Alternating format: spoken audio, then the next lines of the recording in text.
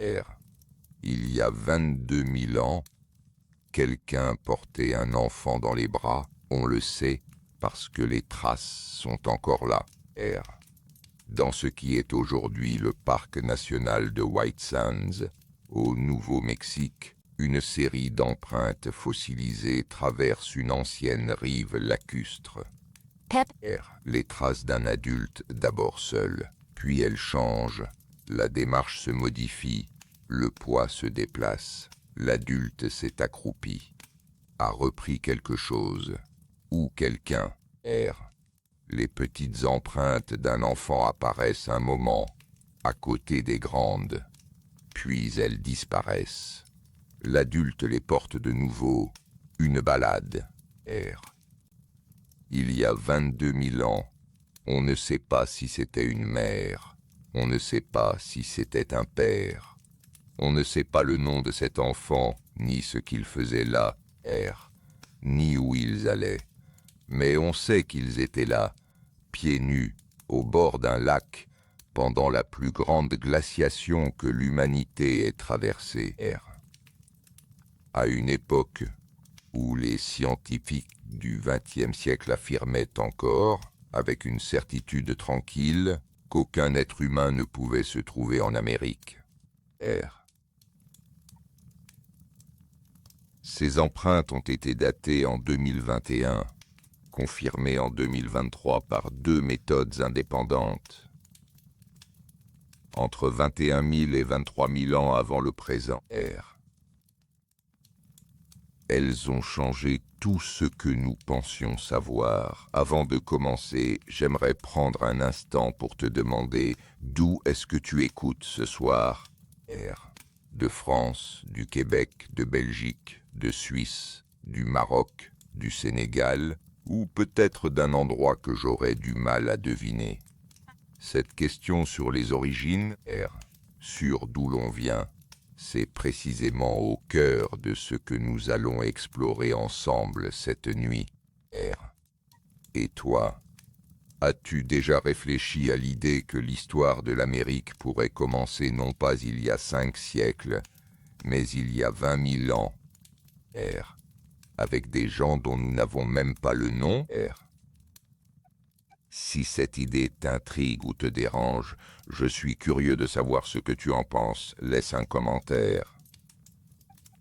Et si tu veux retrouver ce genre de voyage la nuit suivante, R, tu sais ce qu'il te reste à faire. Voilà ce que tu as peut-être appris à l'école. Les premiers Américains sont arrivés depuis la Sibérie, R, en traversant un pont terrestre, là où se trouve aujourd'hui le détroit de Bering. Ils ont marché vers le sud. Ils ont chassé des mammouths, R. Et c'est ainsi que le continent s'est peuplé, il y a environ 13 000 ans. Ce récit est faux. Passe entièrement, les grandes lignes tiennent encore.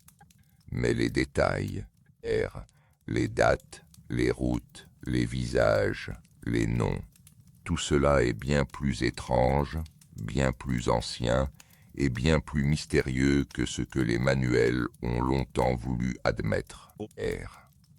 L'histoire des premiers Américains n'est pas une histoire simple. R.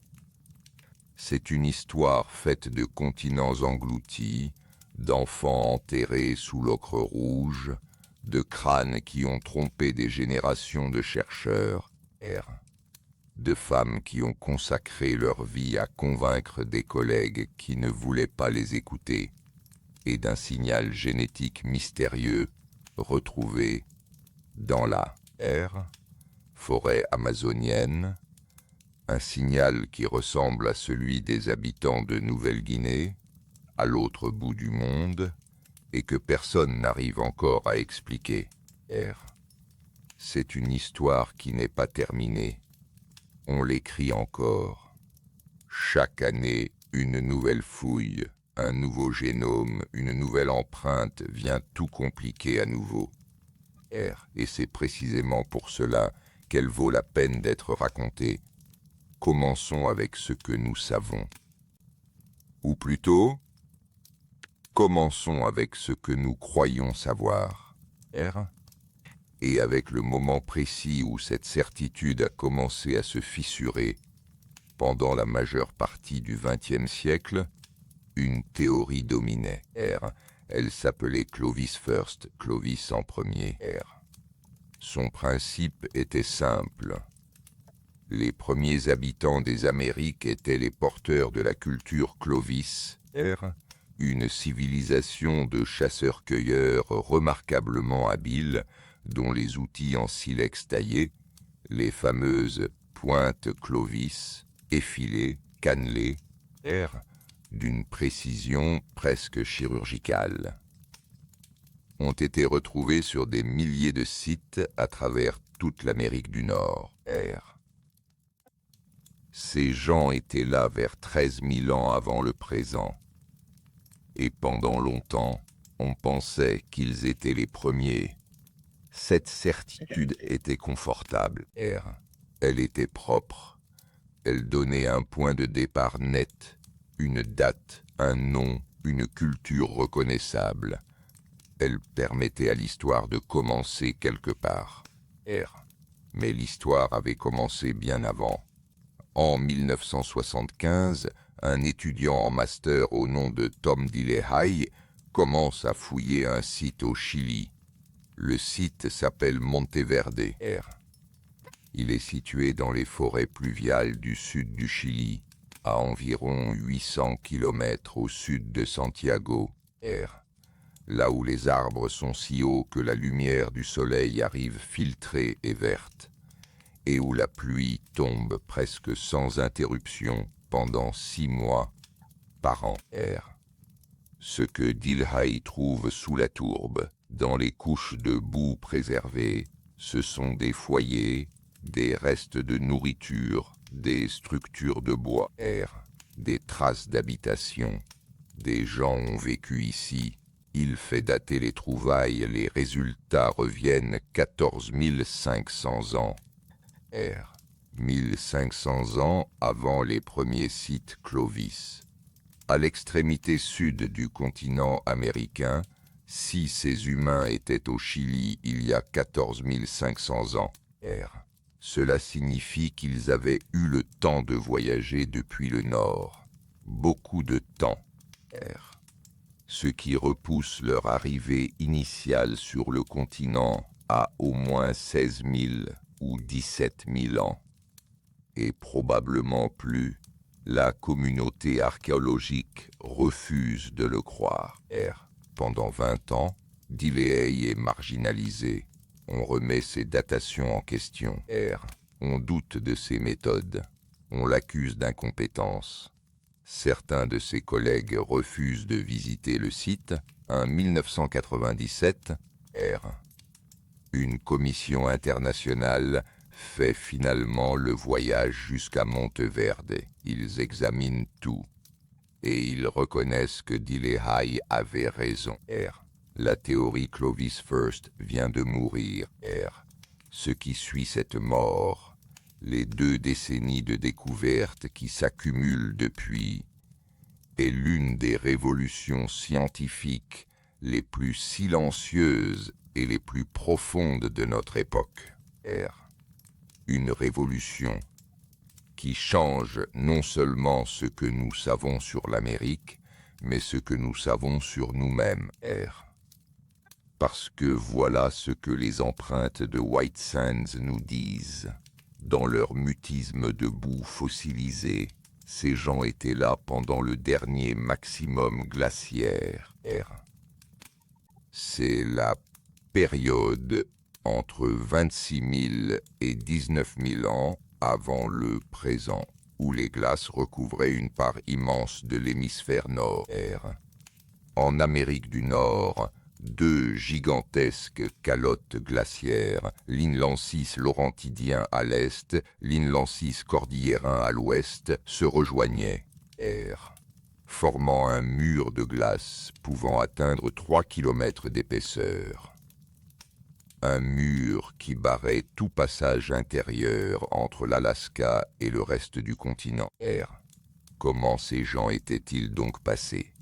La réponse progressive est venue de la génétique. Des études publiées entre 2012 et 2020 ont reconstitué l'histoire de la population fondatrice des premiers Américains à travers l'analyse de l'ADN ancien. Et ce que ces études montrent est à la fois plus simple et plus complexe que ce que nous espérions. Les premiers Américains viennent d'Asie du Nord-Est. Cela au moins, est clair. Leurs haplogroupes mitochondriaux, les marqueurs génétiques transmis par les mères, sont tous liés à des populations asiatiques. Leurs ancêtres vivaient quelque part entre la Sibérie orientale et la Chine du Nord, il y a 40 à 50 000 ans. Mais ils ne sont pas arrivés directement en Amérique depuis l'Asie. Ils ont fait une escale de plusieurs millénaires, sur un continent qui n'existe plus. Il faut que tu imagines ce continent. Il s'appelle la Béringie. Et il n'était pas ce pont étroit que les cartes de géographie montrent parfois. Un mince ruban de terre reliant deux masses continentales, c'était une terre immense. Aux périodes de maximum glaciaire, le niveau des océans descendait de plus de 120 mètres par rapport à aujourd'hui. L'eau était emprisonnée dans les glaces. Et cette baisse du niveau marin exposait le fond de ce qui est aujourd'hui le détroit de Bering, révélant une plaine côtière large de 1500 km. 1500 km. De l'est en ouest. C'est la distance entre Paris et Moscou. Kiss n'était pas un pont, c'était un continent, avec ses propres rivières, ses propres montagnes, ses propres écosystèmes. Des steppes à herbes hautes où broutaient des mammouths et des bisons géants, des toundras abritant des renards arctiques et des lemmings. Des côtes où les vagues du Pacifique et de l'Arctique se rejoignaient, riches en poissons, en phoques, en oiseaux marins, des gens vivaient là. Pendant des générations, pendant des siècles, peut-être pendant des millénaires. Et ce temps d'isolement, coupé de l'Asie par les changements climatiques à l'ouest, bloqué par les glaces à l'est et au sud, a façonné leur génome d'une façon unique. Les études de 2018 suggèrent que la population fondatrice des premiers Américains s'est isolée génétiquement il y a environ 24 000 à 30 000 ans. Elle a divergé du reste de l'humanité asiatique. Elle est devenue autre chose. Elle est devenue la matrice de tous les peuples autochtones des Amériques, puis, à un moment, nous ne savons pas exactement quand ni pourquoi, quelque chose a bougé. Une partie de cette population a commencé à se déplacer vers l'est et vers le sud. Vers l'Amérique, comment y sont-ils allés? C'est là que les choses deviennent encore plus intéressantes. La réponse longtemps admise était simple. Ils ont marché. Ils ont suivi le couloir libre de glace, le passage terrestre qui s'est ouvert entre les deux Inland Seas nord-américains vers 14 000 ou 15 000 ans avant le présent. Au moment où les glaces commençaient à fondre. Mais Monteverde a un problème avec cette réponse. Et White Sands en a un autre. Monteverde est au Chili, à l'extrémité méridionale du continent. Si des humains y vivaient il y a 14 500 ans, et si le couloir libre de glace ne s'est ouvert que vers 14 000 ans, alors ils n'ont pas pu passer par là. Le timing ne fonctionne pas. Ils auraient dû être déjà au Chili avant même que le passage intérieur n'existe. Les empreintes de White Sands daté à 23 000 ans, R, se trouve bien au sud de la zone glaciaire R, à une époque où le couloir intérieur était solidement fermé. Il a donc fallu chercher une autre route R. Et cette autre route, nous y reviendrons en détail, longe l'océan Pacifique. Elle suit les côtes. Elle est faite de kayaks et de pirogues, R, de falaises venteuses et de forêts sous-marines.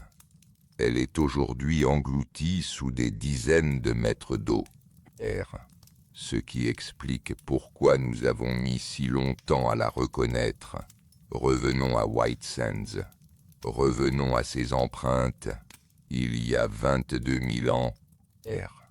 Cet endroit n'était pas le désert de sable blanc que tu imagines peut-être. C'était la rive d'un lac peu profond appelé le lac Otero, un lac immense, R, entouré de roseaux et de graminées hautes, fréquenté par des mammouths laineux, des paresseux géants, des chameaux, des oiseaux aquatiques par milliers, R. L'adulte qui portait l'enfant marchait au bord de ce lac, sur la boue molle de la rive, R. L'empreinte de son pied gauche, 32 cm de long, s'est enfoncée dans la vase et a été préservée par les sédiments qui se sont déposés par-dessus, R. Couche par couche, pendant 22 000 ans, on peut lire dans ses empreintes la texture de la semelle de son pied, les orteils, la voûte plantaire, R.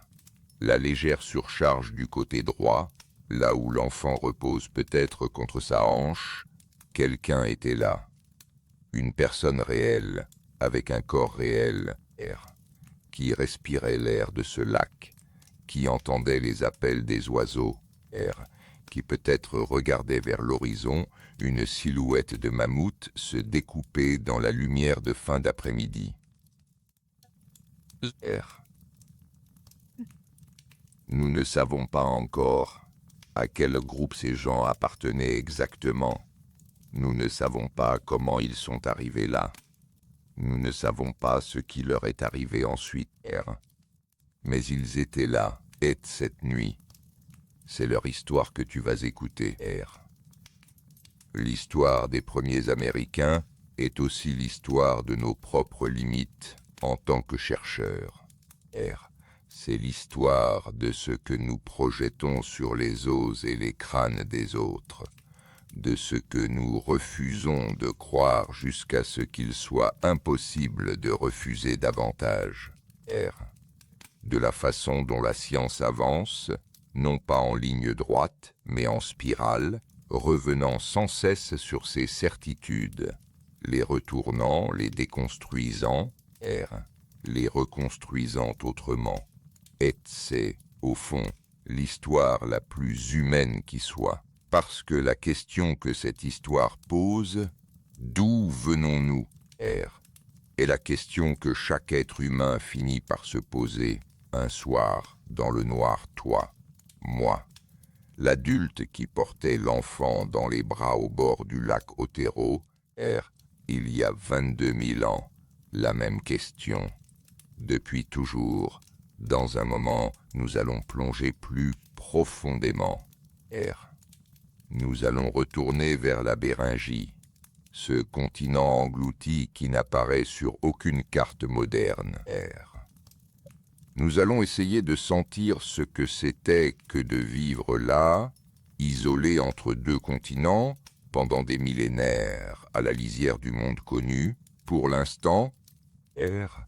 Laisse les empreintes de White Sands s'installer en toi, un adulte, un enfant, une rive de boue sous un ciel de glace, 22 000 ans d'écart entre eux et toi, R. Et pourtant, pas si loin, rien. Chapitre 2.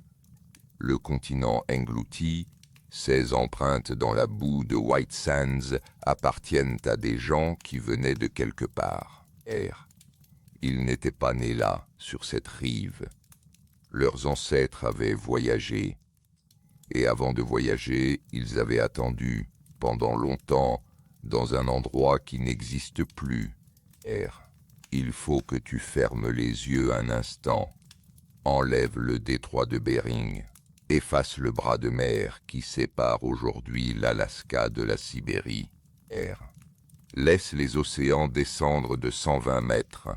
L'eau emprisonnée dans la glace des deux Inland Sea géants, au nord et au sud. R.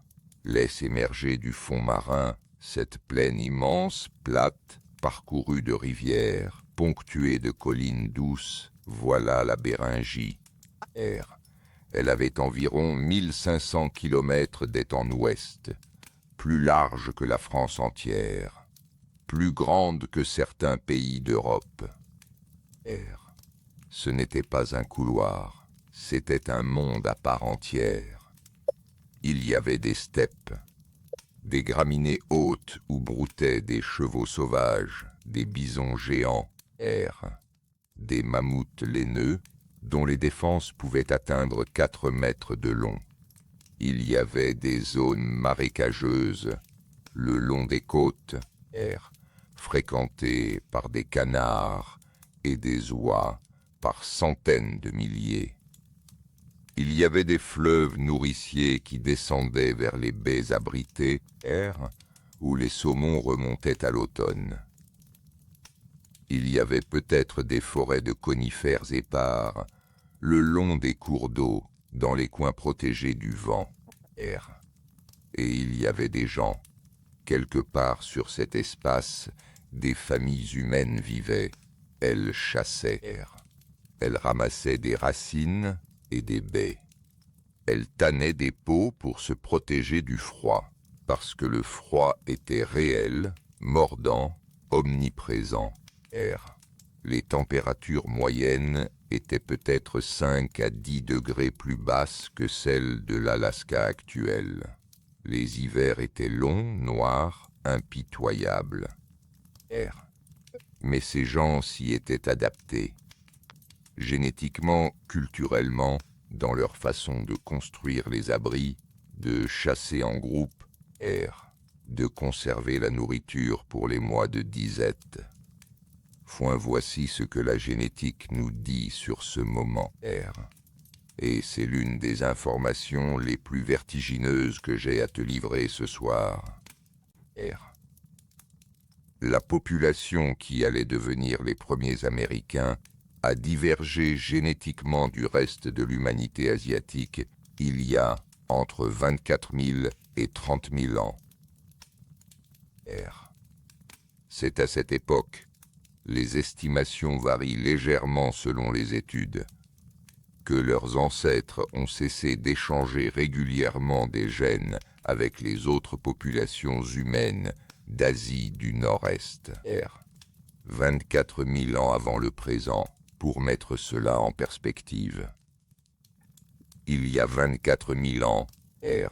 L'art rupestre de la grotte Chauvet était déjà vieux de 10 000 ans. L'écriture n'existait pas, l'agriculture n'existait pas, la roue n'existait pas. R. Aucune des grandes civilisations de l'histoire, sumérienne, égyptienne, indienne, chinoise, n'existait. Nous sommes dans le paléolithique profond, R. Dans la préhistoire la plus ancienne. À cette époque, quelque part dans le nord-est de l'Asie, un groupe humain a commencé à s'isoler. R. Peut-être par dérive géographique. Des montagnes, des mers glacées, des toundras inhospitalières, formant des barrières naturelles entre eux et les autres. R. Peut-être par hasard. Peut-être pour des raisons que nous ne retrouverons jamais pendant les millénaires qui ont suivi 10 000 ans. R. Peut-être 15 000. Cette population est restée isolée. 10 000 ans d'isolement. R. C'est toute l'histoire humaine écrite depuis l'invention de l'écriture jusqu'à ce soir. Recommencer 2 fois. Pendant ce temps, quelque chose se passe dans leur génome. R. Les mutations s'accumulent. Les fréquences génétiques dérivent. Les adaptations à l'environnement béringien s'installent. La tolérance au froid. R. Peut-être une certaine façon de métaboliser les graisses animales qui constituent l'essentiel du régime alimentaire, une résistance aux pathogènes locaux. R. Leur physiologie se spécialise imperceptiblement pour ce monde de glace et de vent, et leur culture aussi se spécialise. Leurs outils évoluent. R. Leur langue se diversifie. Bien qu'il nous soit impossible de savoir quelle langue ils parlaient, ni combien il y en avait. R. Leurs récits se construisent, des mythes d'origine, des chants, des cérémonies adaptées à cet environnement particulier. Ils deviennent béringiens. R. Ni vraiment asiatiques, ni encore américains. Une chose à part, mais la Béringie ne durait pas. R. Elle ne pouvait pas durer. La glace fond. Elle a toujours fini par fondre. R. Le cycle de Milankovitch, les variations périodiques de l'orbite de la Terre autour du Soleil, fait osciller le climat terrestre entre des périodes glaciaires et des périodes glaciaires et des périodes plus chaudes, R, sur des cycles de dizaines de milliers d'années. Vers 18 000 ans avant le présent, un réchauffement lent mais irrésistible commence, les glaciers reculent. Lentement, R, au rythme de quelques centimètres par an parfois, de quelques kilomètres par siècle. Les océans se remplissent à nouveau de l'eau libérée par la fonte des glaces. R. Le niveau des mers remonte et la Béringie commence à disparaître. Ce n'était pas une catastrophe soudaine. Ce n'était pas une inondation en quelques jours. R. C'était lent, presque imperceptible à l'échelle d'une vie humaine. Une rive qui recule de quelques mètres en une génération. Un delta qui se noie. R. Une colline qui devient une île. R.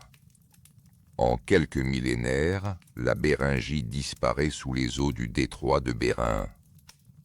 Les espèces qui y vivaient, certains herbivores géants, R.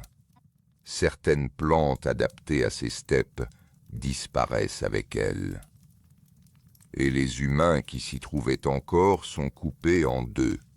Ceux qui sont restés à l'ouest, R, du côté sibérien, et ceux qui se sont déplacés vers l'est KCS que la Béringie a englouti avec elle, ce sont aussi les premiers indices archéologiques de la migration.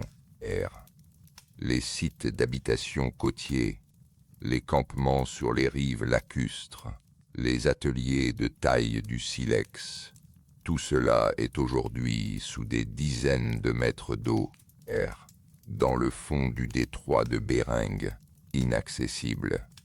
Peut-être pour toujours, c'est l'une des raisons pour lesquelles il nous est si difficile de reconstituer cette période, R. Les preuves ont été noyées, il y a une découverte qui, plus que toute autre, donne un visage à cette période béringienne. R. En 2010, dans la vallée de la Tanana River, en Alaska, le site que les archéologues appellent Upward Sun River, Ben Potter et son équipe fouillent un foyer ancien, R. Sous les cendres compactées, ils trouvent une fosse. Dans la fosse, 2 nourrissons, 2 fillettes, enterrés ensemble, datés d'environ 11 500 ans. R. La communauté athabascan locale donne aux 2 enfants leur nom. R. Xaxite-Anen Te-de-Gai, l'enfant-fille du soleil levant, et Yelka-Anen Te-de-Gai, l'enfant-fille du crépuscule de l'aube, l'aîné des 2. R. Xaxite-Anen est suffisamment bien conservé pour que son génome soit séquencé. Et ce génome révèle quelque chose d'inattendu. R. Elle n'appartient à aucun groupe génétique connu. R. Elle est la représentante d'une branche entière de l'humanité. Une branche qui avait divergé des ancêtres des autres peuples autochtones il y a environ 20 000 ans, en Béringie, et qui a vécu sur ce continent englouti pendant des millénaires. Une branche qui a ensuite disparu, absorbée par d'autres groupes, remplacée, ou simplement éteinte, sans laisser de descendants directs reconnaissables dans les populations actuelles, les Béringiens anciens. Un peuple entier dont nous ne savions rien, dont nous ne saurons probablement jamais grand-chose, dont la seule trace dans nos archives génétiques est le génome d'une fillette enterrée dans la boue d'Alaska il y a 11 500 ans. Il y a quelque chose de particulièrement troublant dans cette découverte. Et je veux m'y arrêter un moment. Nous avons l'habitude de penser à l'histoire humaine comme à un arbre généalogique, des branches qui divergent, qui se séparent, qui se ramifient, mais dont toutes les extrémités sont encore vivantes quelque part aujourd'hui. L'histoire des Béringiens anciens nous rappelle que certaines branches meurent, que certains peuples disparaissent complètement. Non pas de façon dramatique, forcément, peut-être simplement absorbés progressivement par d'autres groupes, leurs gènes dilués sur des générations, jusqu'à devenir indétectables. Ils ont vécu, ils ont eu des enfants, ils ont enterré leurs morts, ils ont eu des récits, ils ont eu des noms pour les étoiles, et puis ils ne sont plus là. Ce qui s'est passé après que les glaces ont commencé à fondre, après que le couloir vers le sud a commencé à s'entr'ouvrir, est une question de route, de direction, de vitesse.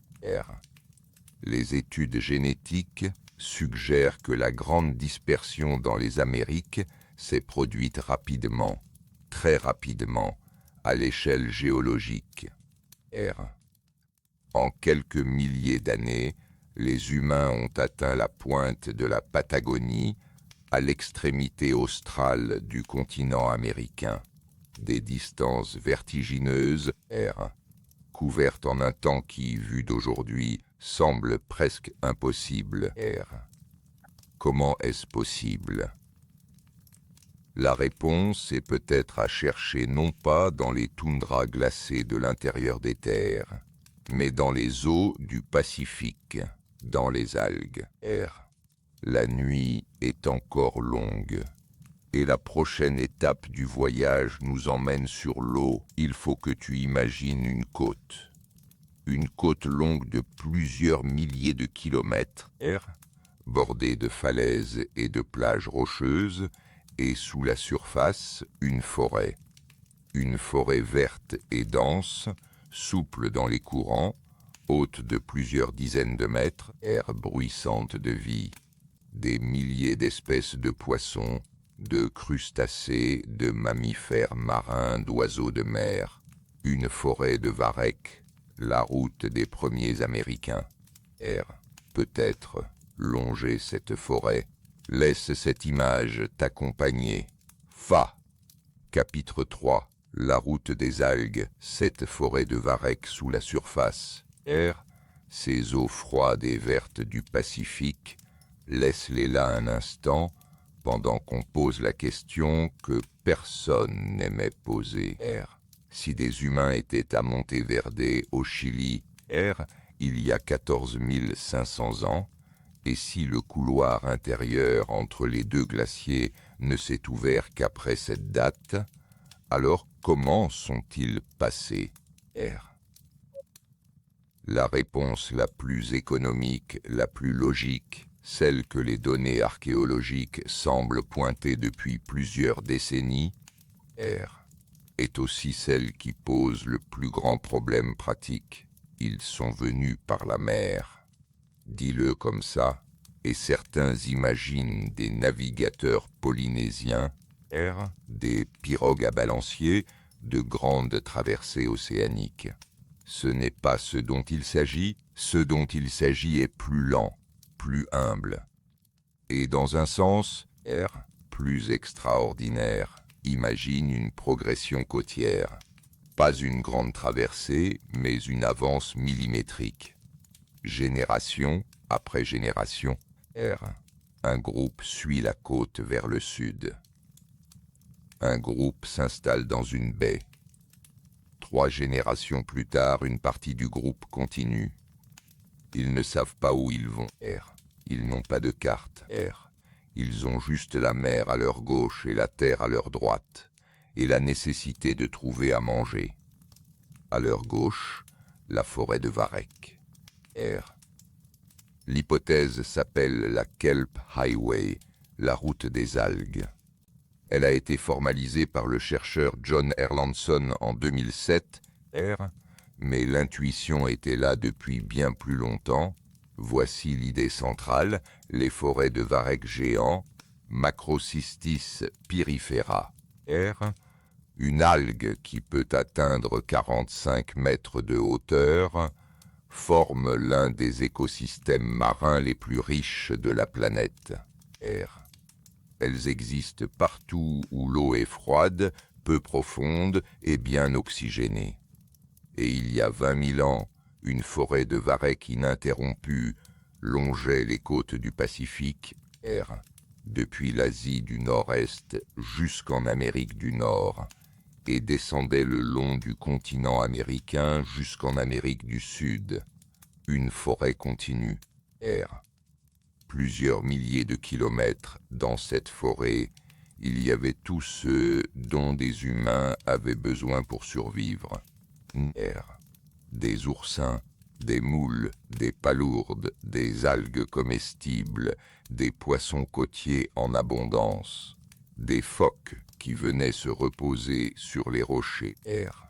Des oiseaux de mer dont les œufs étaient accessibles sur les falaises, des mammifères marins, loutres, lions de mer, qui fréquentaient les zones de kelp. R. Pas besoin de traverser des terres désolées, de chercher du gros gibier dans des steppes venteuses, de survivre à des hivers de toundra. R. Il suffisait de suivre la forêt verte. Mais il y a un problème avec cette hypothèse. La preuve nous manque. Elle nous manque presque entièrement, R. Parce que la côte du Pacifique, il y a 15 à 20 000 ans, n'est pas là où elle est aujourd'hui, R. Le niveau des mers était plus de 100 mètres en dessous de son niveau actuel. Ce qui était alors une rive côtière avec ses campements, ses foyers, ses amas coquillés, R, ses déchets d'atelier, est aujourd'hui sous des dizaines de mètres d'eau, R. Les archives archéologiques de la migration côtière pacifique sont au fond de l'océan. Ce n'est pas qu'elles n'existent pas, c'est qu'elles sont inaccessibles, R.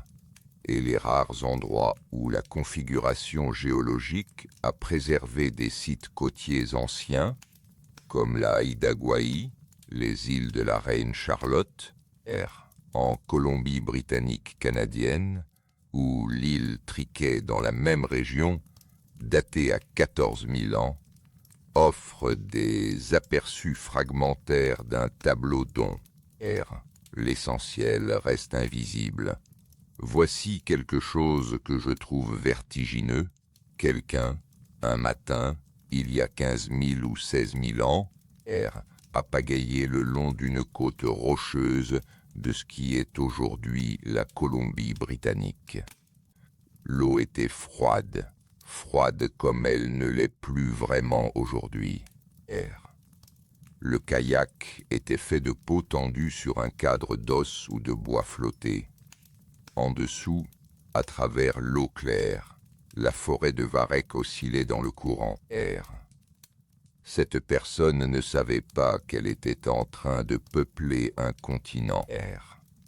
Elle cherchait à manger. Elle suivait un groupe. Elle allait là où ses parents et ses grands-parents étaient allés avant elle. Et un peu plus loin. C'est tout. R. Et pourtant, en répétant ce geste, génération après génération, pendant des centaines ou des milliers d'années, ces familles de pagailleurs ont accompli l'une des migrations les plus spectaculaires de l'histoire de notre espèce. Les preuves indirectes de la route côtière s'accumulent depuis 2 décennies. Ce ne sont pas des preuves directes, des pirogues fossilisées, des paddles pétrifiés. C'est plus subtil. Le site de Cooper's Ferry, dans l'ouest de l'Idaho, a livré des artefacts datés entre 16 560 et 15 280 ans avant le présent. Ces artefacts précèdent la culture Clovis et ressemblent techniquement aux outils du Paléolithique supérieur d'Asie du Nord-Est, ce qui suggère un lien direct, sans transition par le couloir intérieur. Les fouilleurs ont noté que le site se trouve sur le bassin du fleuve Columbia, qui se jette dans le Pacifique. Une route naturelle depuis la côte vers l'intérieur des terres. Il y a aussi les données génétiques. Les modèles de dispersion des haplogroupes mitochondriaux, ces marqueurs ADN transmis par les mères, sont compatibles avec une expansion rapide vers le sud le long de la côte pacifique, suivie d'une diffusion vers l'intérieur. Ils ne sont pas compatibles avec un couloir terrestre intérieur comme route principale. Et il y a les dates elles-mêmes. Le fait que des humains soient à Monteverde, au Chili, il y a 14 500 ans, et à White Sands, au Nouveau-Mexique, il y a 23 000 ans. Ces dates, si elles tiennent, n'ont de sens que si la route côtière était praticable bien avant que le couloir intérieur ne s'ouvre. Mais voici le point délicat, et je te le livre sans le lisser. La route des algues est une hypothèse très convaincante. Elle expliquerait beaucoup de choses. Mais elle reste une hypothèse, il y a ceux qui la soutiennent. Et parmi eux des chercheurs très sérieux, des généticiens des populations, des archéologues dont le travail de terrain est solide. Et il y a ceux qui restent sceptiques, pas parce qu'ils refusent de voir les données mais parce que les données directes manquent encore. La communauté scientifique est divisée sur un point précis.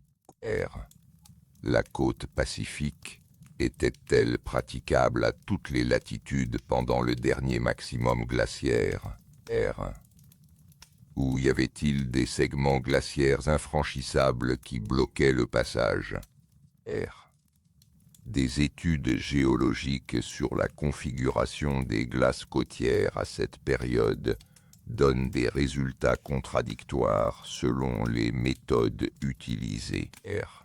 Ce débat, route côtière ouverte ou fermée pendant les phases de maximum glaciaire, est l'un des plus actifs en paléoanthropologie actuelle, et il n'est pas résolu. Ce que nous pouvons dire, avec une relative confiance, c'est ceci. Au moment du réchauffement post-glaciaire, entre 16 000 et 14 000 ans avant le présent, la côte pacifique était praticable, richement pourvue en ressources, et offrait une route naturelle depuis l'Alaska jusqu'au Chili, et des humains l'ont empruntée. Pour les millénaires précédents, pendant le dernier maximum glaciaire lui-même, l'histoire reste ouverte. Il y a un détail qui m'arrête chaque fois que je pense à la route des algues. Le varech est une algue, pas un animal, pas un arbre. Et pourtant, les forêts de varech géants, sont parmi les structures biologiques les plus complexes et les plus biologiquement riches de la planète, comparables, en termes de diversité et de biomasse, à une forêt tropicale. Pendant des millénaires, des êtres humains ont vécu en symbiose avec cet écosystème. Ils en connaissaient les rythmes, les marées, les saisons de ponte des poissons, les mouvements des bancs de saumon, les cycles de reproduction des crustacés. Ils avaient des noms pour les espèces, des techniques pour les capturer, des façons de préparer ce que la mer offrait. Cette connaissance maritime, accumulée sur des générations, est ce qui a rendu la migration possible. Ce n'est pas un acte héroïque d'exploration. C'est le résultat lent d'une intelligence collective, transmise de parents à enfants, de génération en génération pendant des siècles. Quelque chose dans cette image, l'idée que les premiers Américains étaient peut-être d'abord des gens de la mer, me semble juste. Pas parce que les données sont complètes, mais parce que cela ressemble à une vérité humaine. Nous suivons ce qui nous nourrit. Nous allons là où la vie est possible. Et puis, il y a les dates de White Sands 23 000 ans, pendant le dernier maximum glaciaire, au Nouveau-Mexique, qui est à l'intérieur des terres. Si ces gens étaient là à cette époque, ils n'avaient pas pu attendre que la côte se libère. Ils étaient déjà dans les terres. Ce qui implique qu'une partie des premiers Américains est arrivée bien avant la grande migration côtière post-glaciaire. Peut-être en utilisant des corridors que nous ne comprenons pas encore, ou en passant pendant une fenêtre climatique brève et favorable. Les empreintes de White Sands posent plus de questions qu'elles n'en résolvent. Et c'est exactement ce que les meilleures découvertes font toujours. Il y a environ 14 500 ans, quelqu'un fait un feu sur une rive boueuse au sud du Chili.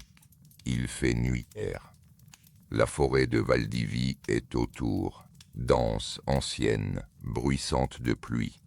Peut-être qu'il y a d'autres membres du groupe, endormis sous des abris de bois et d'écorce. Peut-être des enfants. Cet homme ou cette femme qui entretient le feu ne sait pas qu'il ou elle se trouve à l'extrémité d'un voyage qui a commencé des millénaires plus tôt en Béringie, dans le froid d'un monde englouti. Il ou elle sait juste qu'il faut que le feu tienne jusqu'au matin. Et dans ce geste si simple, nourrir une flamme dans le noir, il y a toute l'histoire du peuplement d'un continent, 5 continents, un seul feu, dans le noir, au bout du monde. Chapitre 4. Les enfants du soleil levant, feu au sud du Chili, Cette flamme entretenue dans la nuit d'une forêt inconnue, il vient de quelque part. Ces mains qui l'entretiennent portent un passé, des gènes, une mémoire du voyage inscrite dans le corps sans que personne ne le sache. Pour comprendre d'où ces mains venaient, il a fallu attendre qu'une fillette meure, soit enterrée, et reste dans la boue d'Alaska pendant 11 500 ans. Est que quelqu'un la trouve, En 2010, l'archéologue Ben Potter et son équipe creusent sur un site qu'ils connaissent bien. Le site d'Upward Sun River, en langue athabascan du coin, Son nom signifie quelque chose comme « là où le soleil monte dans le ciel au-dessus de la rivière », se trouve dans la vallée de la Tanana River, en Alaska centrale. C'est un paysage de bouleaux et d'épicéas, de rivières marron clair qui serpentent à travers des plaines d'alluvions, de silences profonds interrompus par le vent. R. Potter travaille sur ce site depuis des années. Il a déjà trouvé des foyers, des restes de nourriture, des outils.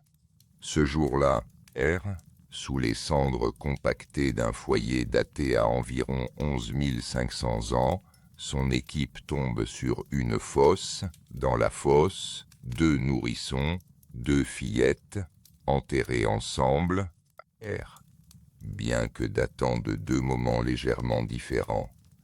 L'une a été enterrée en premier et la seconde ajoutée plus tard dans le même espace. R. Les archéologues notent avec soin la position des corps, les marques sur les os, les traces de colorants. Puis ils extraient des fragments d'os pour l'analyse ADN. R. Les résultats publiés en 2018 changent tout ce que nous croyions comprendre sur les premiers Américains. R. L'aîné des 2 fillettes. La communauté locale lui donne le nom Xaxchiteanen, Tedegai. R. L'enfant-fille du soleil levant appartient à un groupe génétique qui n'a jamais été décrit auparavant. Son génome est amérindien, oui. R. Sa population appartient bien au même grand ensemble que tous les autres peuples autochtones des Amériques. Mais elle s'en sépare à un moment inattendu. R. Il y a environ 20 000 ans, sa lignée est la lignée qui a donné naissance à tous les autres Amérindiens connus, ont divergé avant de pénétrer en Amérique un Bérengien. R. Sa branche, les Béringiens anciens, comme les chercheurs les nomment désormais, a vécu sur le continent englouti, isolé, pendant des millénaires. Et puis elle a suivi sa propre route, peut-être vers l'intérieur de l'Alaska, peut-être vers les côtes, peut-être plus loin encore. Mais elle n'a pas laissé de descendants directs clairement identifiables parmi les populations autochtones vivantes. Elle a existé, elle a prospéré, pendant au moins plusieurs milliers d'années. Et puis elle a disparu de nos archives génétiques. Je veux que tu prennes la mesure de ce que cela signifie. Nous avons découvert, grâce à une seule fillette morte à quelques semaines d'âge et enterrée dans la boue d'Alaska, qu'il a existé en Amérique, un peuple entier dont nous ne savions absolument rien jusqu'en 2018. Un peuple avec ses propres langues, ses propres techniques, ses propres façons d'enterrer ses morts. Puisqu'ils enterraient leurs morts, nous le savons maintenant, avec soin, peut-être avec tendresse. Avec ses propres noms pour les étoiles, ses propres récits pour expliquer pourquoi le monde est comme il est. Et de tout cela, il ne reste qu'une fillette dans la boue et quelques fragments de génome. Combien d'autres peuples ont ainsi disparu, sans laisser trace, dans le silence des millénaires qui précèdent l'écriture. Il y avait aussi la cadette Yelkanen Tedegei, l'enfant-fille du crépuscule de l'aube. Son ADN est trop fragmenté pour une analyse complète, mais les os des 2 fillettes étaient proches. Elles partageaient la même fosse, le même foyer. Quelqu'un a pris soin de les enterrer ensemble. On peut imaginer, on ne peut que imaginer, que cette personne avait perdu les 2 enfants dans un intervalle court. Peut-être une maladie, peut-être le froid, peut-être quelque chose dont nous n'avons aucun nom. Il a posé les 2 corps dans la fosse. Il ou elle les a couverts. Et la vie a continué. 11 500 ans plus tard, Ben Potter retourne à la même terre. La découverte des Béringiens anciens a une conséquence directe sur notre façon de comprendre le peuplement de l'Amérique. Elle confirme, d'abord, ce que les généticiens suspectaient depuis quelques années. Il y a bien eu une période d'isolement en Béringie, pendant laquelle la population fondatrice s'est divisée en au moins 2 branches distinctes avant d'entrer dans les Amériques. Ces 2 branches avaient divergé il y a environ 20 000 ans, et c'est ce que le génome de Xachitéanen confirme de façon incontestable. Mais elle pose aussi une question plus large. Si les Béringiens anciens ont disparu sans descendants identifiables, est-ce qu'il pourrait y avoir d'autres groupes, d'autres branches de l'arbre humain en Amérique, dont nous ne savons encore rien, dont les traces dorment dans des sites que nous n'avons pas encore fouillés, dans des génomes que nous n'avons pas encore séquencés? La réponse est presque certainement oui. Ce que les études génétiques des 10 dernières années ont montré, avec une clarté croissante, c'est ceci. Le peuplement des Amériques n'est pas un événement unique. Ce n'est pas un groupe, une vague, une migration linéaire.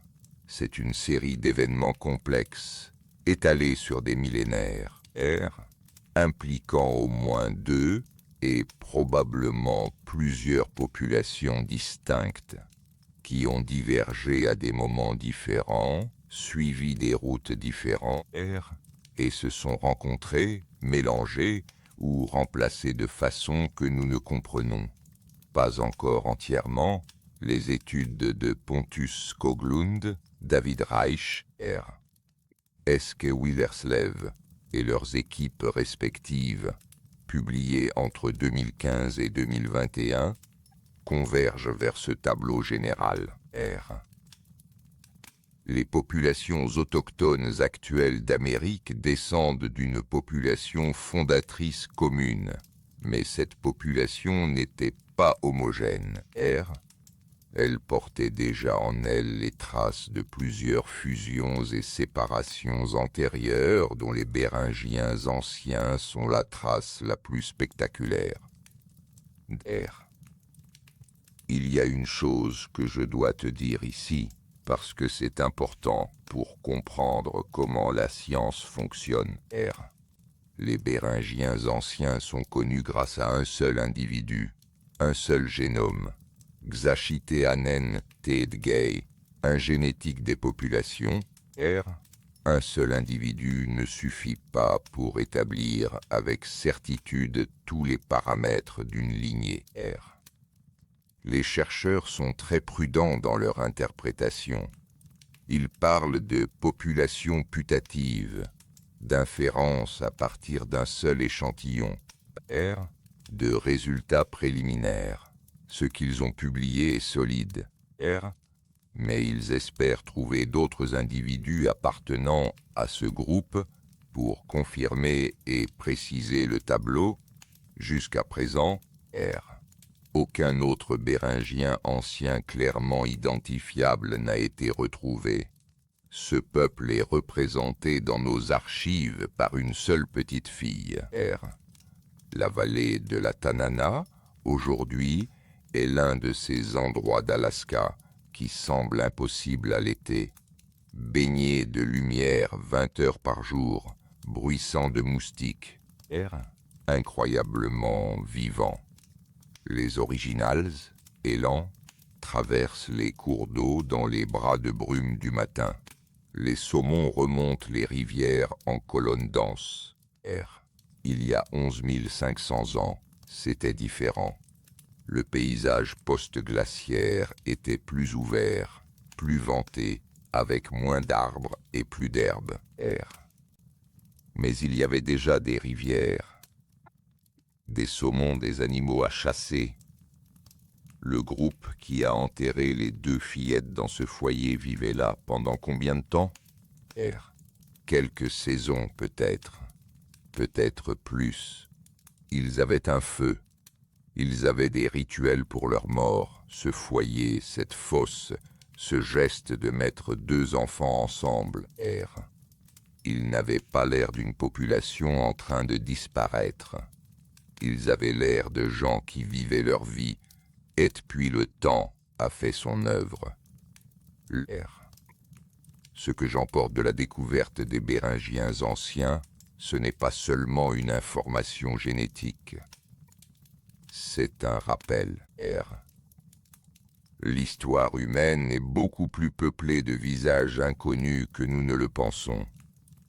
Il y a des peuples entiers qui ont existé, qui ont aimé, qui ont souffert, qui ont transmis leurs récits à leurs enfants et dont il ne reste rien. Aucun texte, aucune image, aucune descendance identifiable. Rien, sauf peut-être un fragment d'ADN dans la boue d'un site archéologique que quelqu'un aura la chance de fouiller un jour. Xachiteanentid Gay, l'enfant-fille du soleil levant, est revenu à nous après 11 500 ans pour nous dire « Nous étions là aussi, n'oubliez pas. » Nous n'oublions pas. Chapitre 5.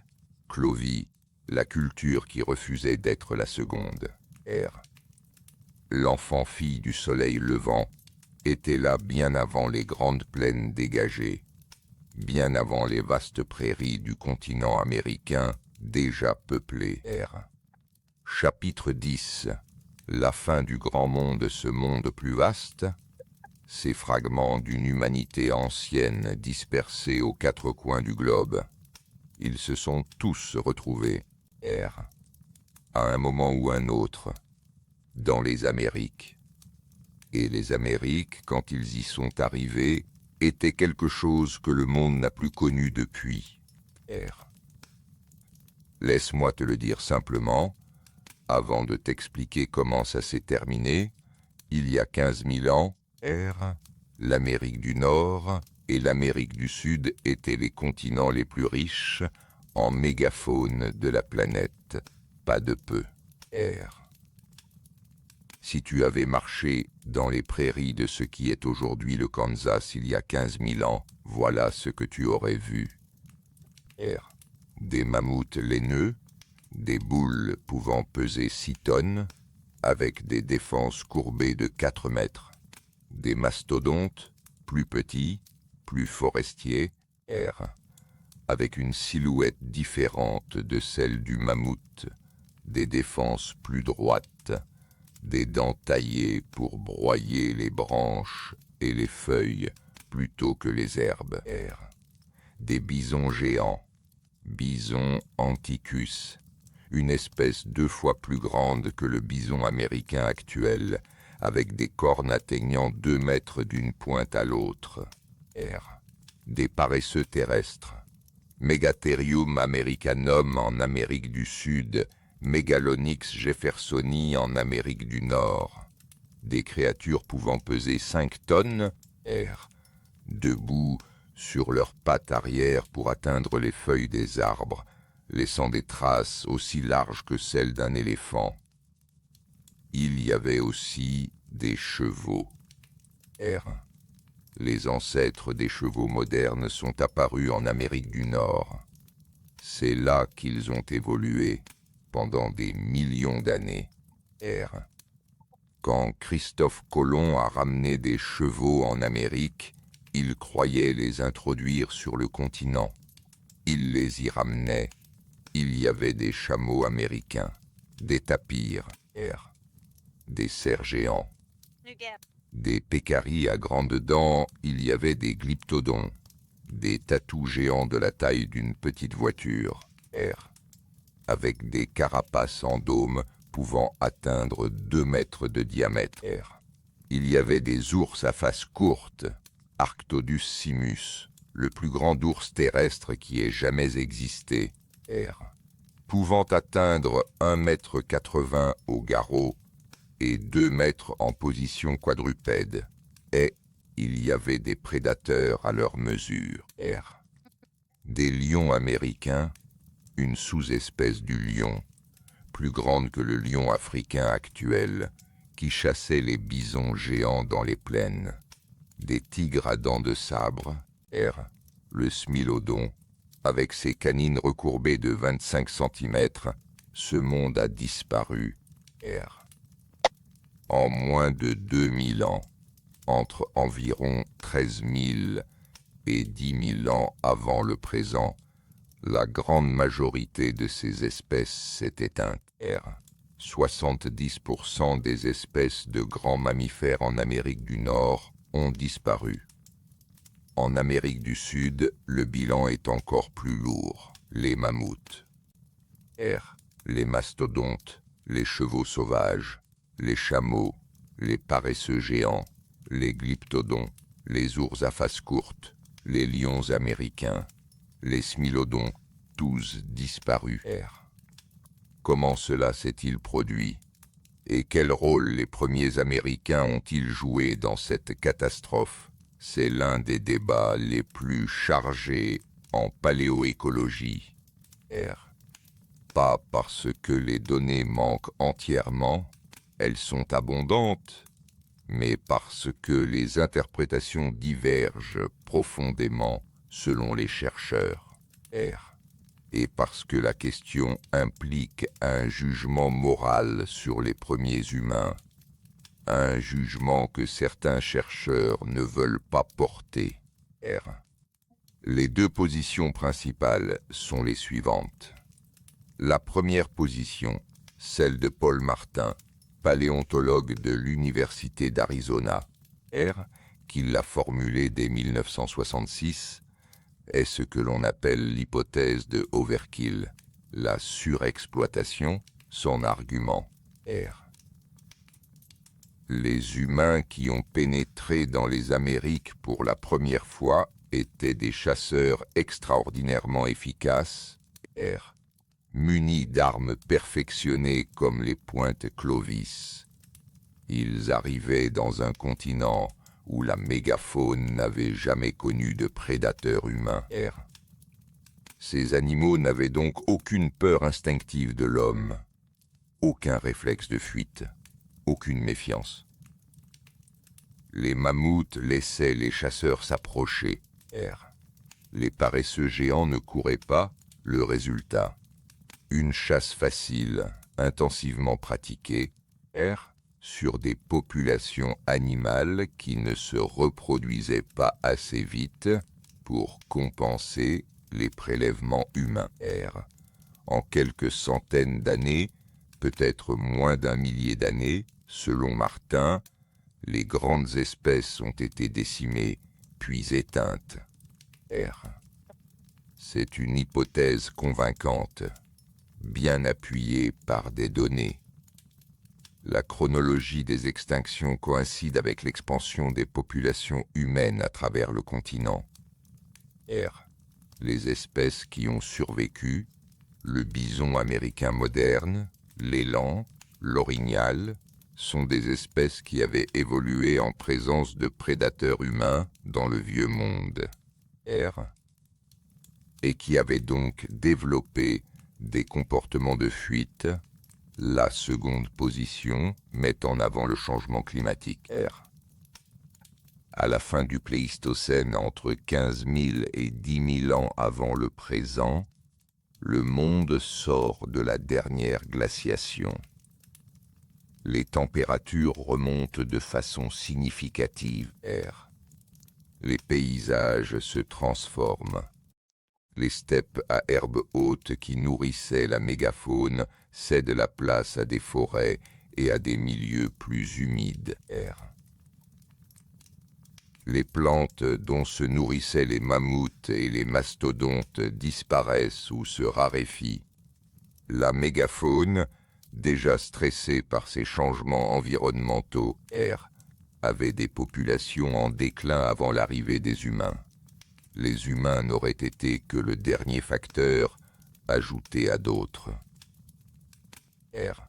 Des preuves appuient cette position aussi, R. Des études génétiques des populations de mammouths laineux, reconstituées à partir d'ADN ancien extrait de défense et d'os trouvés dans le pergélisol sibérien, montrent que la diversité génétique des mammouths avait commencé à décliner bien avant l'arrivée des humains en Amérique. La réalité est probablement les deux, pas 50-50. Pas une réponse simple, mais une interaction complexe entre deux facteurs. Un changement climatique qui stressait des populations animales déjà fragilisées, et une pression de chasse intensive qui a précipité l'effondrement final de populations qui n'avaient plus de marge de survie. Les chercheurs qui travaillent le plus sérieusement sur ce problème aujourd'hui penchent généralement vers cette explication combinée. Le changement climatique a ouvert une fissure dans la résistance des populations de mégafaune. Les humains ont agrandi cette fissure jusqu'à ce qu'elle devienne un gouffre qui ne diminue pas la responsabilité des premiers Américains dans cette extinction. Mais cela la nuance. Et cela rappelle que les extinctions sont rarement monocausales. Il y a une image qui me reste de cette époque, trouvée dans les archives d'un site du Wyoming, à Lorner Site, dans le bassin de Bighorn. Des archéologues ont fouillé un site de chasse Clovis datant d'environ 13 000 ans. Ils ont trouvé des os de bison géants, pas le bison américain actuel, mais Bison anticus, l'espèce plus grande. Les os portent des marques de découpe caractéristiques, les traces précises du couteau en silex qui a séparé les muscles de l'os. Mais ce qui est frappant, ce sont les os longs.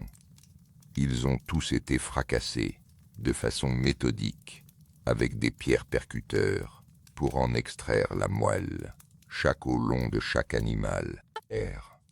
Il n'en reste pas un entier. Ces chasseurs ne gaspillaient rien. Ils n'étaient pas des prédateurs imprudents qui tuaient pour le plaisir. Ils utilisaient tout. La viande, la graisse, la peau, les tendons, les os, la moelle, mais ils tuaient beaucoup. Les bisons de ce site ont été tués en groupe, en utilisant probablement le terrain pour les cantonner, une falaise, un ravin, un point d'eau, plusieurs dizaines d'animaux à la fois. Cette efficacité, cette intelligence de chasseur développée sur des millénaires en Béringie et dans les steppes de Sibérie, était ce qui avait permis à ces populations de survivre dans des environnements extrêmes. Dans les Amériques, face à une mégafaune qui ne connaissait pas la méfiance, cette même efficacité est devenue quelque chose d'autre. Un 2023, dans le centre du Brésil, sur le site de Santa Helena, des archéologues ont découvert des parures fabriquées dans des os de Glossopterium, un paresseux géant de la taille d'un bœuf. Les objets sont percés, polis, portés manifestement comme ornements. Ils sont datés à environ 26 000 ans. Quelqu'un, il y a 26 000 ans dans les Cerrados du Brésil central, portait un bijou fait d'os d'un animal que nous ne verrons jamais vivant. Ce paresseux géant est mort il y a 10 000 ans. Son espèce n'existe plus. Le Cerrado brésilien qu'il parcourait est aujourd'hui en grande partie transformé en pâturage et en champ de soja. Le bijou, lui, est dans une vitrine de musée et quelque part dans cette suite. De la parure portée à l'extinction de l'animal, à la vitrine de verre, il y a quelque chose qui ressemble à notre propre histoire avec le monde naturel. quelque chose que nous n'avons pas encore fini de comprendre. R. Tout, chapitre 11, Pedra Furada. Le site qui dérange tout le monde, bijou d'os de paresseux géants. R. Percé et poli par des mains de 26 000 ans, il dit quelque chose sur la profondeur du temps humain en Amérique du Sud. Mais il y a, dans le nord-est du Brésil, R. un endroit qui dit peut-être quelque chose d'encore plus profond, et que presque personne ne veut entendre Serra da Capivara. Les falaises de la Caatinga, R. dans le Piauí, un des États les plus pauvres et les plus arides du Brésil. Un paysage de calcaire rouge et jaune, de broussailles épineuses, R. de vautours tournant dans une chaleur que les habitants décrivent comme vivante. R. Pas un endroit où l'on s'attend à trouver quelque chose qui va changer l'histoire du monde. Est pourtant R. Les falaises de Capivara sont couvertes de peintures rupestres. Des dizaines de milliers de figures, animaux, humains, scènes de chasse, R. formes géométriques, peintes en rouge et en ocre jaune sur la roche calcaire. On les voit partout, en marchant entre les falaises, R. en levant la tête dans une gorge étroite, en tournant un angle et en tombant nez à nez avec un troupeau de cervidés dessinés, il y a on ne sait combien de millénaires. R.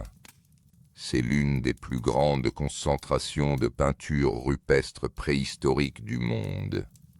L'UNESCO l'a classée au patrimoine mondial de l'humanité en 1991. R.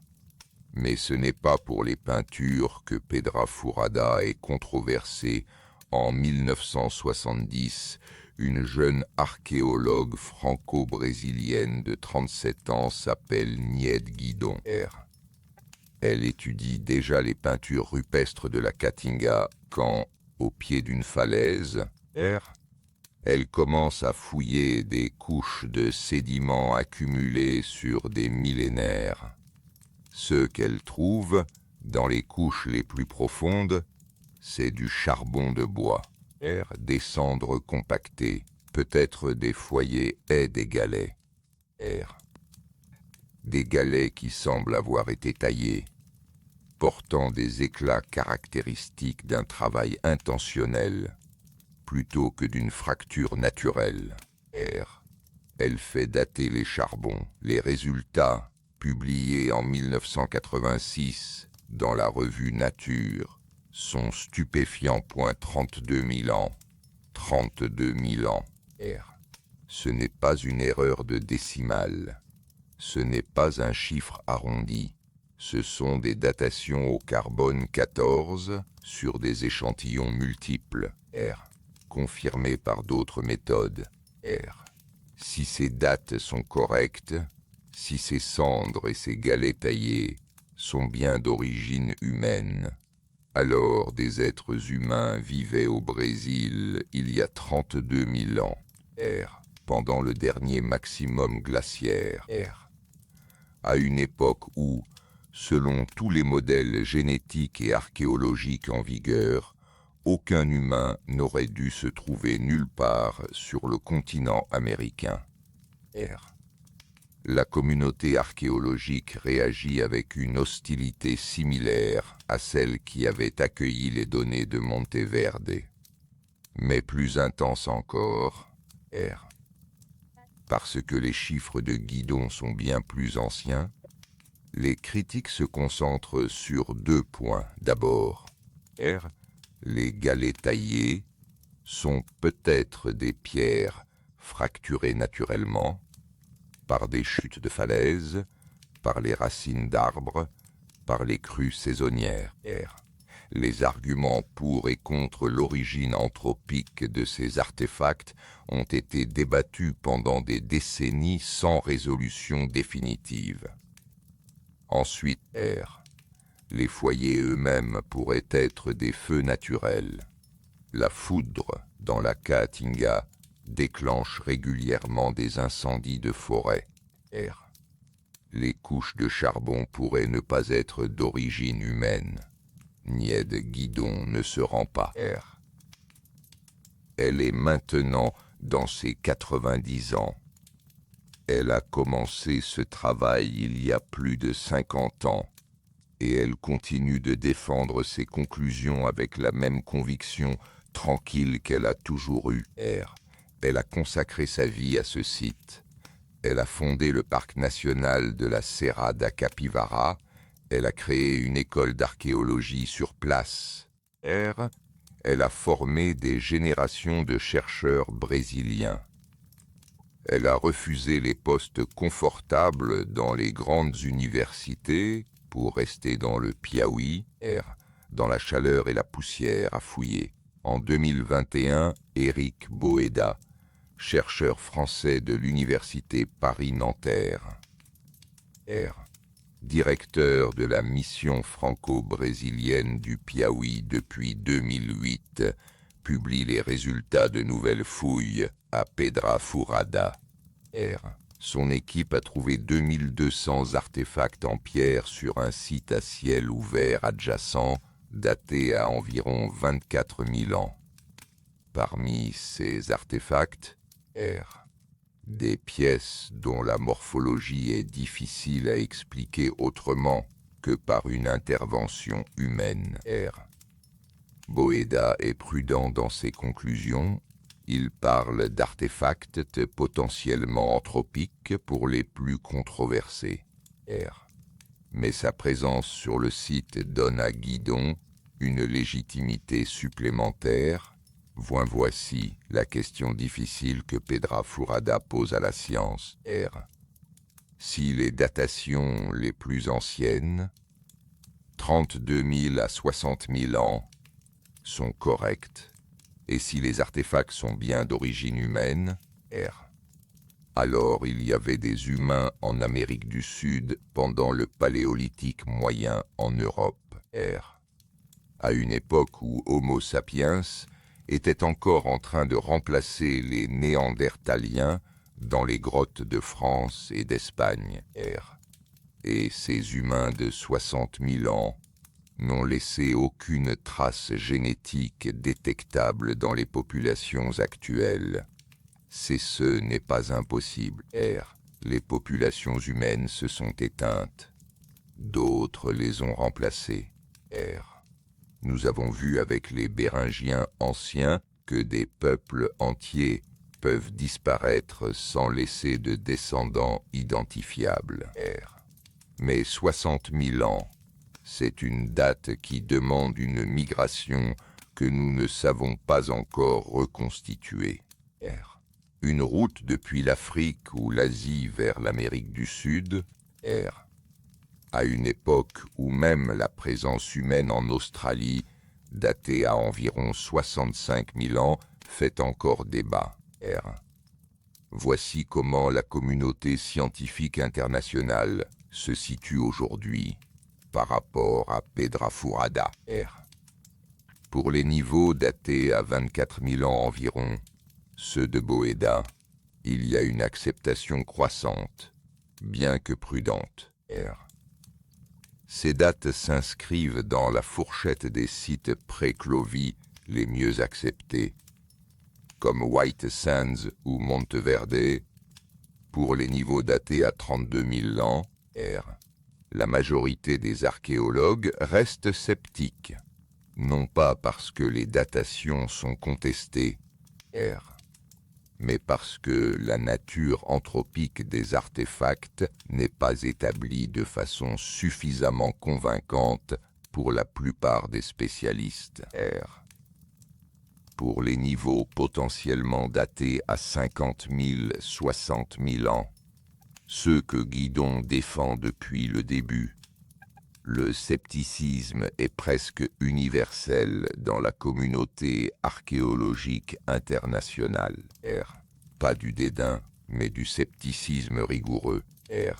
Il faudrait des preuves beaucoup plus solides pour renverser tous les modèles génétiques et archéologiques existants. Ce n'est pas une fermeture d'esprit, R. C'est une exigence proportionnelle à l'extraordinaire de la claim. Plus une affirmation est extraordinaire, plus les preuves doivent être solides, R. Mais voici ce que je veux ajouter, parce que c'est honnête, R. La plupart des sites archéologiques qui ont éventuellement été acceptés comme authentiques ont d'abord été rejetés. Monteverde a été rejeté pendant 20 ans, R. Les grottes de Bluefish au Yukon ont été contestées pendant des décennies avant d'être acceptées, R. White Sands a été contesté immédiatement après sa publication en 2021 et les datations n'ont été confirmées qu'en 2023, R. Ce n'est pas une raison d'accepter Pedra Furada sans preuve supplémentaire, mais c'est une raison de ne pas le rejeter définitivement non plus, R. La science progresse en testant, en falsifiant, en confirmant. Pedra Furada est dans cette zone, la zone d'inconfort où les preuves sont intrigantes mais insuffisantes, R. Où la question reste ouverte. Nied Guidon attend toujours que ses collègues lui donnent raison. Elle a eu la patience de 50 ans, R. Elle peut peut-être en avoir encore un peu. Il y a quelque chose que Pedra Furada partage avec l'enfant Anzik, avec Luzia, avec les empreintes de White Sands, R. Quelque chose qui transcende le débat académique sur les datations et l'anthropisation des artefacts. C'est ceci, R. Ces falaises de Capivara abritent des peintures rupestres faites par des humains. Personne ne conteste cela. Des humains ont vécu ici, ont regardé ces falaises rouges, R.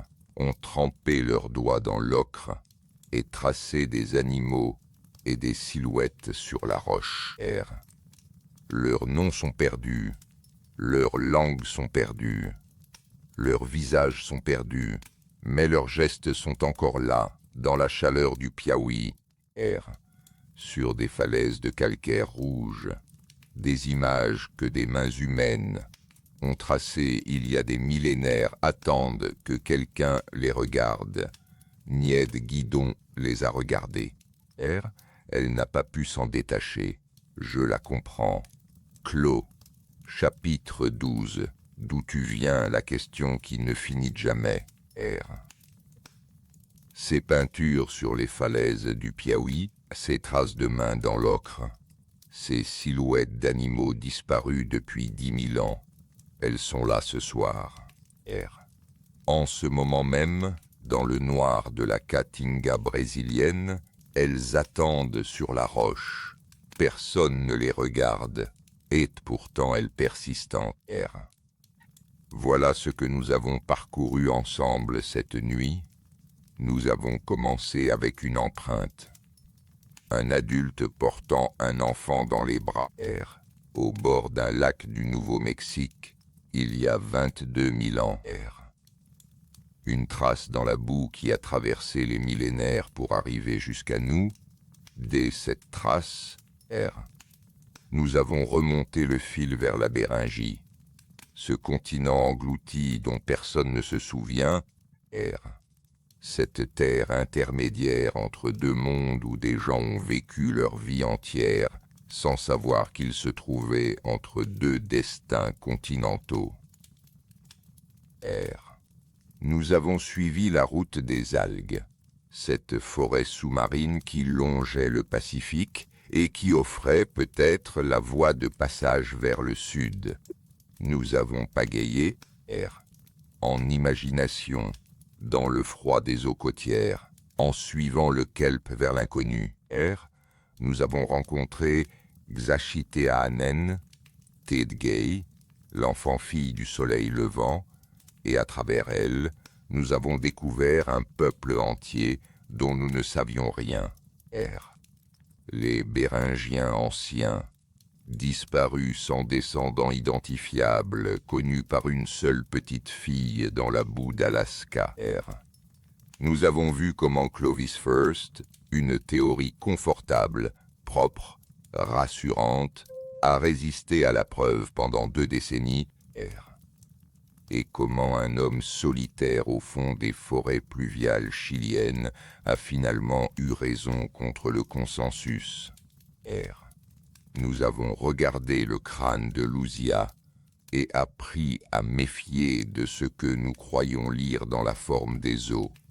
Appris que les projections que nous faisons sur les corps des autres en disent parfois plus long sur nous-mêmes que sur eux.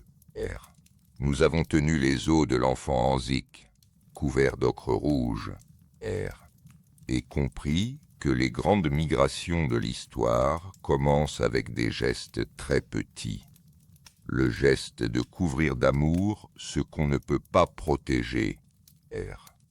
Nous avons vécu la bataille de 20 ans autour de l'homme de Kennewick et appris qu'entre le droit de savoir et le droit de respecter, il n'y a pas de réponse facile, seulement des conversations difficiles.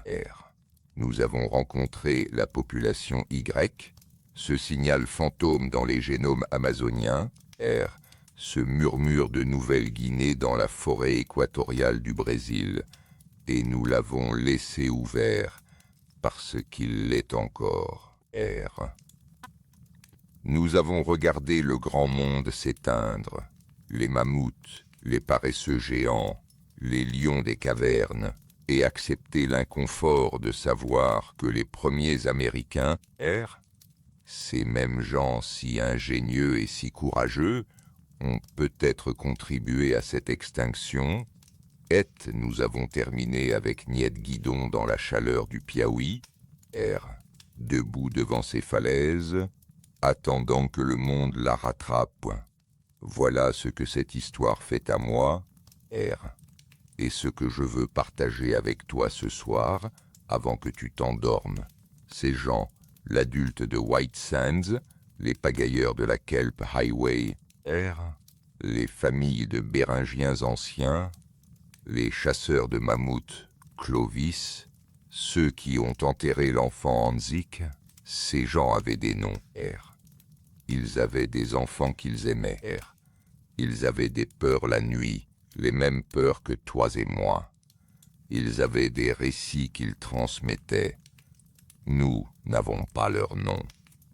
Nous n'avons pas leur récit. Nous avons des os, des cendres, des empreintes, des fragments de génome. Et pourtant, et c'est ce que la science de ces dernières décennies a rendu possible, nous les entendons, pas leur voix, mais quelque chose de leur présence. La preuve irréfutable qu'ils étaient là, qu'ils vivaient pleinement, qu'ils méritaient d'être connus.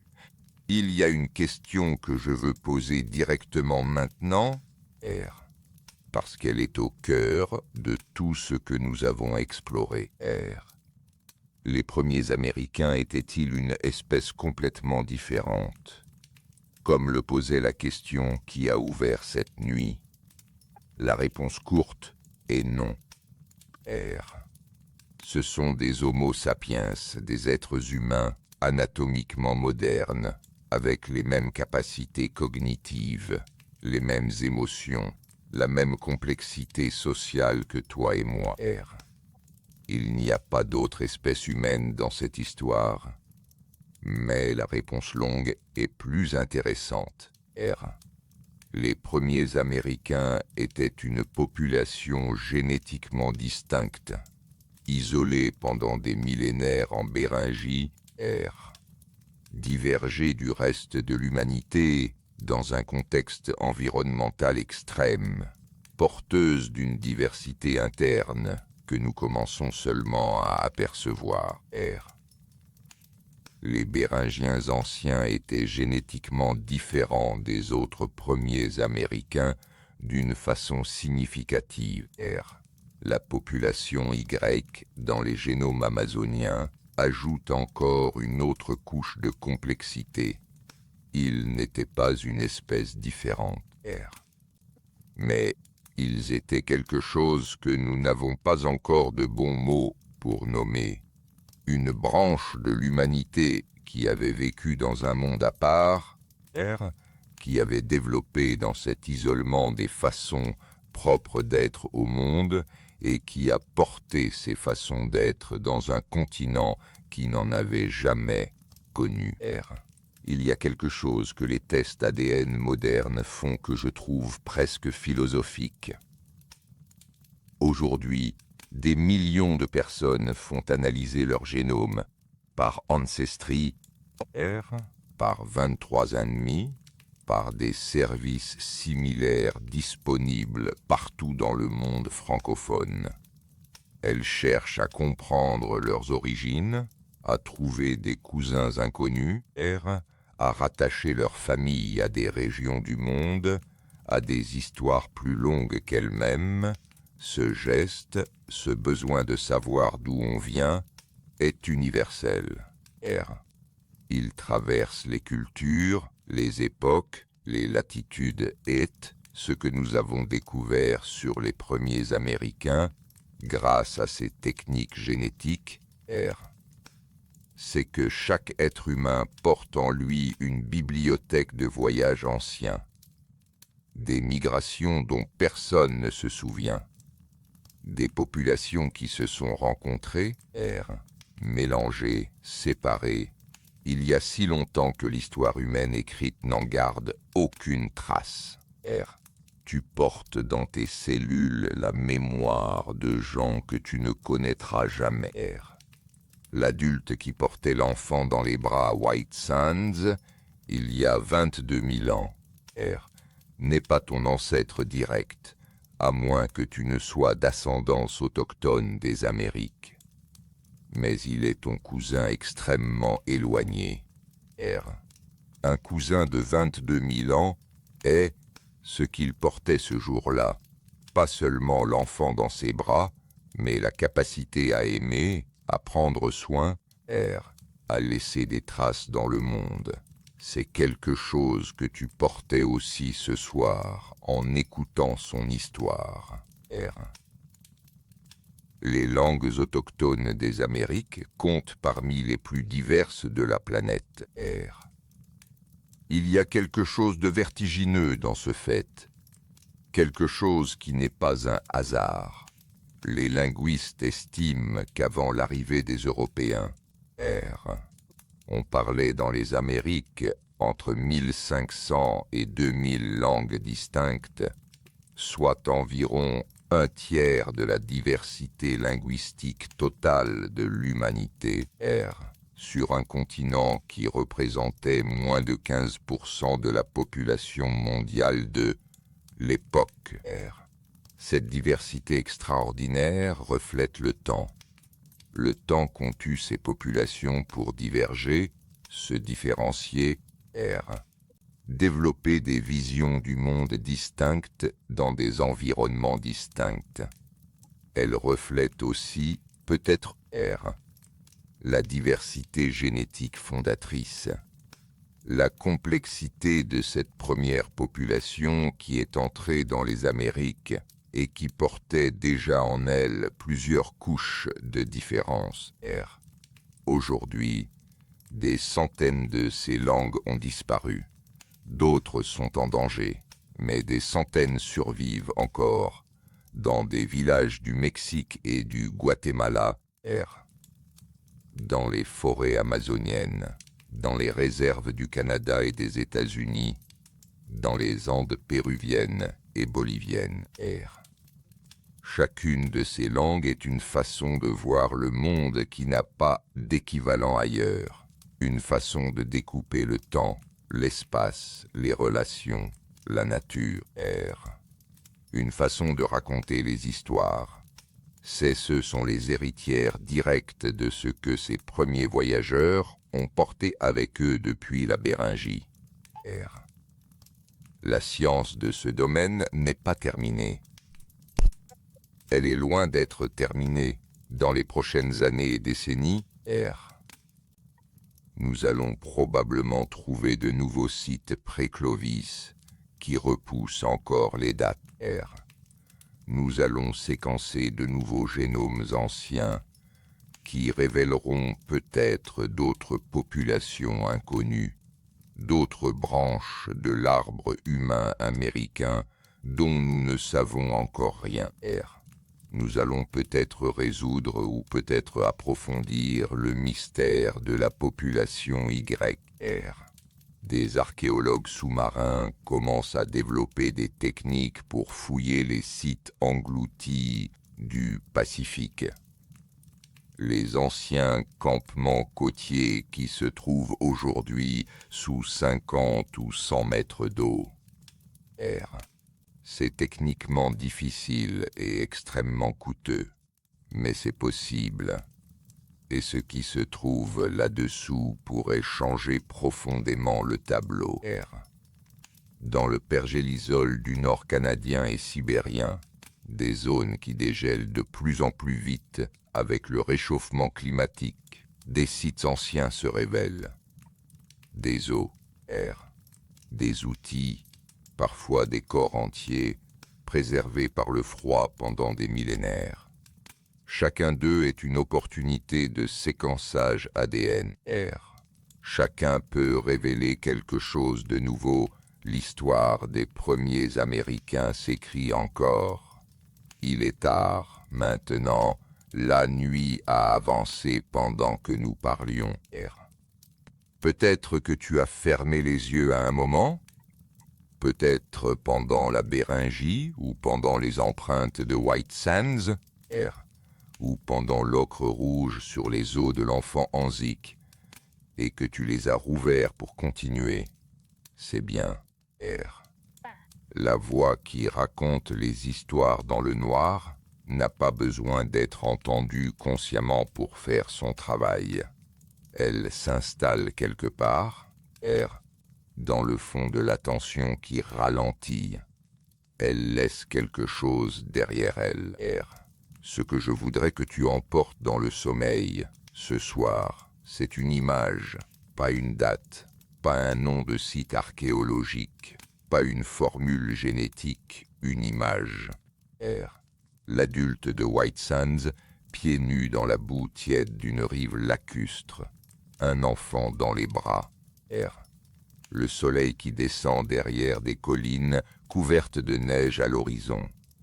L'enfant qui regarde, peut-être, R. Quelque chose au loin, une silhouette sombre qui bouge dans les roseaux.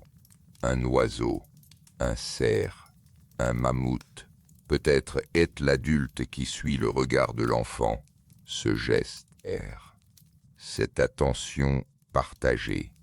Ce moment de deux consciences tournées vers le même horizon. Il y a 22 000 ans, ce soir, c'est la même chose. R. Nous avons toujours fait ça. Nous sommes toujours assis dans le noir, à écouter des histoires sur ceux qui sont venus avant nous. R. L'éveillé au coin du feu, le conteur qui rassemble les gens autour de lui, la voix qui traverse la nuit pour dire « Voilà ce que nous savons, voilà ce que nous ignorons. » R. Voilà ce que d'autres ont vécu avant toi. En France, on appelle ça une veillée. Au Québec, une veillée d'hiver. En Afrique de l'Ouest, R. Le griot qui garde la mémoire des ancêtres. Ce besoin de s'asseoir ensemble dans le noir et d'écouter quelqu'un raconter est plus vieux que l'écriture. R. Plus vieux que l'agriculture. Plus vieux, peut-être, que les Amériques elles-mêmes. C'est une des choses les plus humaines qui soient. Tu es en train de la faire, là, ce soir. R. Si tu veux continuer ces voyages, si cette nuit t'a donné envie d'en entendre d'autres, tu sais où nous trouver. Laisse un commentaire en me disant d'où tu écoutes ce soir. R. La France, le Québec, la Belgique, la Suisse, le Maroc, le Sénégal, la Côte d'Ivoire, ou un endroit que je n'aurais pas imaginé. Tous ces endroits sont réels. R. et chacun d'eux contient des gens qui écoutent dans le noir et qui se demandent d'où ils viennent, ou simplement restent.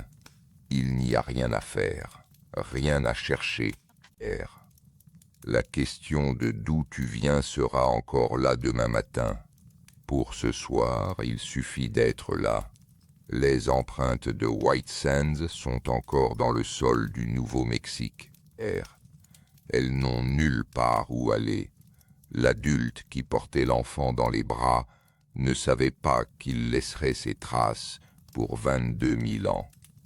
Il marchait, simplement. R. L'enfant dans les bras, le lac à côté, le soleil quelque part, et maintenant tu connais leur histoire. Dors bien.